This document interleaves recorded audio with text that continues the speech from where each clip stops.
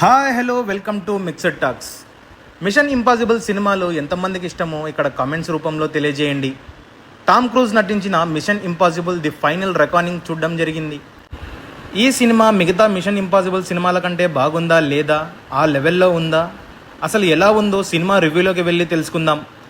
Cinema రివ్యూలోకి వెళ్ళే ముందు మా జెన్యూన్ రివ్యూస్ మీకు నచ్చినట్లయితే మా వీడియోస్ని లైక్ చేసి షేర్ చేసి మా ఛానల్ని సబ్స్క్రైబ్ చేయండి. ఈ సినిమా అక్కడక్కడ నచ్చింది, కొన్ని చోట్ల మాత్రం నచ్చలేదు.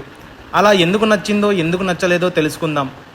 ఐఎంఎఫ్లోకి ఈథెన్ హంట్ అలియాస్ టామ్ క్రూజ్ మళ్ళీ వస్తాడు. ప్రపంచానికి ముప్పు తెచ్చే పెట్టే విధంగా మిషన్ ఎంటిటీ అనే పవర్ఫుల్ ఏఐ మారుతుంది. ఆ మిషన్ ఎంటిటీని హీరో ఎలా అవుతాడు?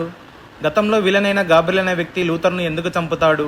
ఇంపాసిబుల్గా ఉన్న ఈ మిషన్ ఎలా ముగుస్తుంది అనేదే ఈ సినిమా హైలైట్ పాయింట్స్ ఏంటంటే, టామ్ క్రూజ్ గత సినిమాలో లాగానే ఈ సినిమాలో కూడా స్టెల్లర్ పర్ఫార్మెన్స్ ఇచ్చాడు. యాక్షన్ సీక్వెన్స్లలో వావ్ అనిపించాడు. డూప్ లేకుండా స్టంట్స్ చేస్తుంటే అలా కన్నార్పకుండా చూస్తాం.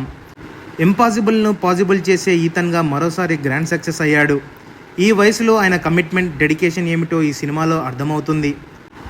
యాక్షన్ సీక్వెన్సెస్ మరియు సముద్రం లోపల టామ్ క్రూజ్ చేసే పర్ఫార్మెన్స్ నన్ను థ్రిల్కి గురి చేశాయి.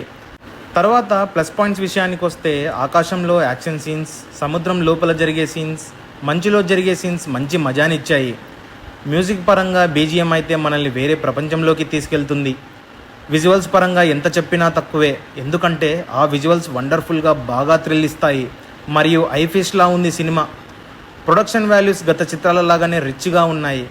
ఇక మైనస్ విషయాలకి వస్తే, ఈ సినిమాలో కథ పెద్దగా లేదు.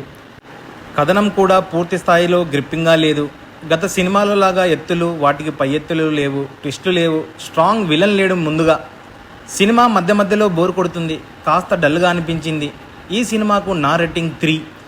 ఈ సినిమా విజువల్స్ కోసం, థ్రిల్స్ కోసం, యాక్షన్ సీన్స్ కోసం, టామ్ క్రూజ్ కోసం చూడవచ్చు.